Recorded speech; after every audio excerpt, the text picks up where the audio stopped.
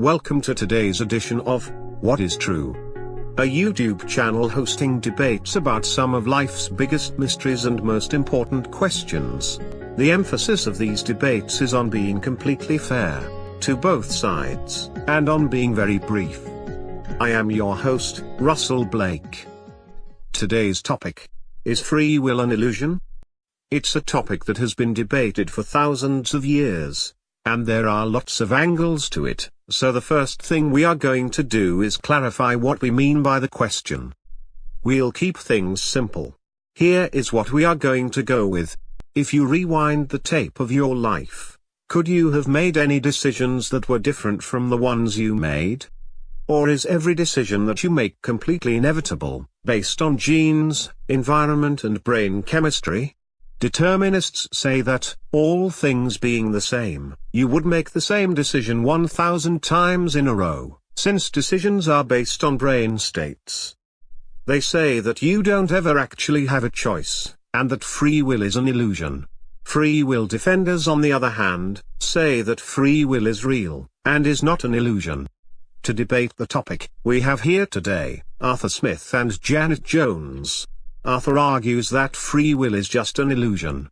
Janet claims that free will is not an illusion. Arthur, you say that free will is an illusion. Give me your best arguments. Okay, but just so you know, this is a really stupid debate. Oh? And why is that? Because the question of free will, at least as you have defined it, is settled. Are our so-called choices inevitable? Yes. They are. Anyone who is reasonably informed, and has given it the least bit of sophisticated thought, knows that this is not a question that is in doubt.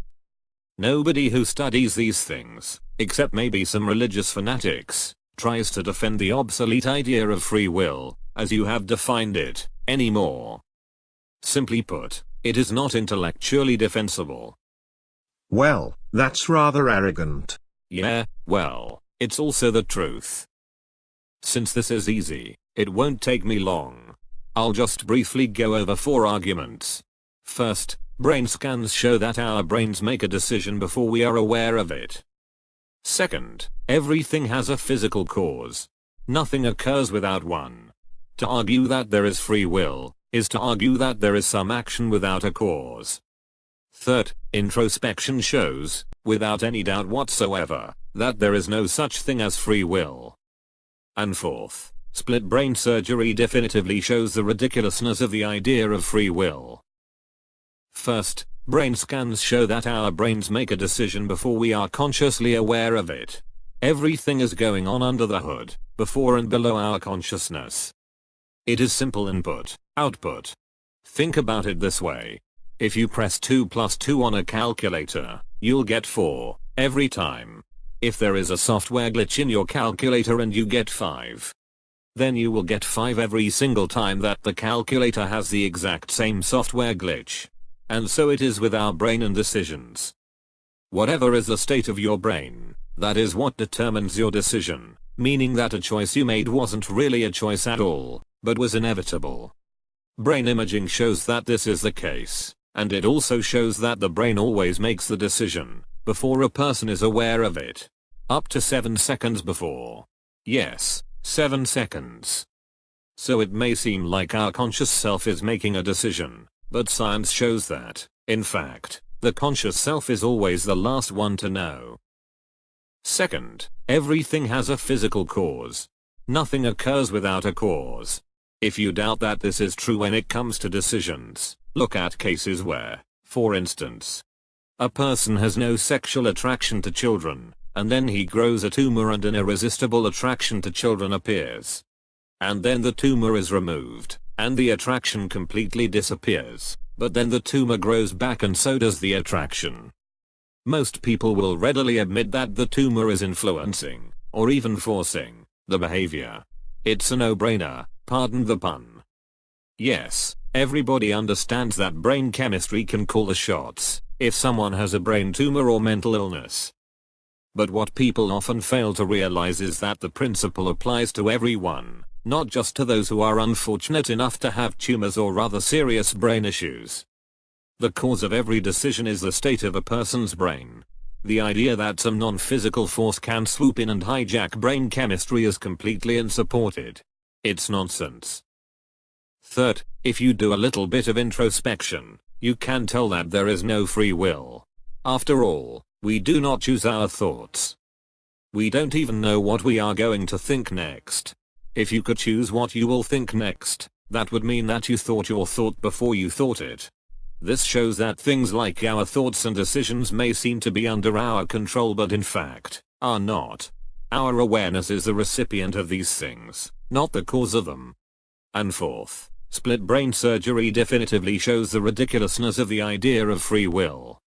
For many years, scientists have observed what happens when the pipe connecting the right side of the brain with the left side is severed. The pipe is called the corpus callosum. Doctors have cut the corpus callosum as a last-ditch effort at stopping severe epileptic seizures. The procedure is called a split brain surgery, and results in the two sides of the brain not being able to talk to each other like they were able to before. Patients who have had split brains, it's almost like a science fiction movie. The two sides of the brain can have totally different personalities, and totally different desires, and, get this, can also make different, and even contradictory, decisions. For instance, in one famous case, a patient tried to strangle his wife with his left hand, while his right hand tried to hold back his left hand. If decisions were made outside the brain, how could you possibly explain the left brain and the right brain making opposite decisions? Are there now not one, but two, free wills? If free will is a mysterious property of a soul, whatever that is, are there now two souls? It's silly. All of our decisions are entirely products of the brain, nothing more. There are other ways to show this of course, but those four reasons conclusively show that free will is nothing more than an illusion. Arthur, thank you. Janet, how do you respond? You have a few minutes to respond to Arthur's points, and then you can bring out your own arguments. Okay. First, Arthur said that brain scan studies show that our brains make each and every decision, before we are consciously aware that a decision has been made. Those studies have been misinterpreted, and, even more than that, debunked. Let me explain why. Let's say that you are thinking about moving your right hand. Brain imaging does indeed show that, while you are contemplating the decision to move your hand, there is a buildup of energy in a part of your brain. According to Arthur, the energy builds up until it reaches a tipping point. Once the tipping point is reached, that means the brain has made a decision and there's no turning back. You will move your hand.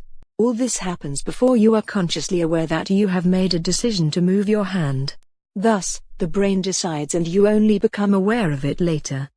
But here's something very interesting.